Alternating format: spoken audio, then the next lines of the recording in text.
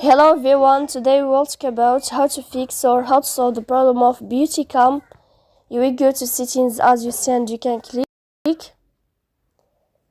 here in this page. You can go to apps, default apps, app settings. In this list you can go to this sign and you can search about BeautyCam, and then you can click here in this page as you see. After that, in this page of app info, you can click on first stop and you can click OK. Here we'll enter to the window of storage. Then you can click on clear cache. Here you can click on clear cache, but be attention, don't click clear data because that can delete your account.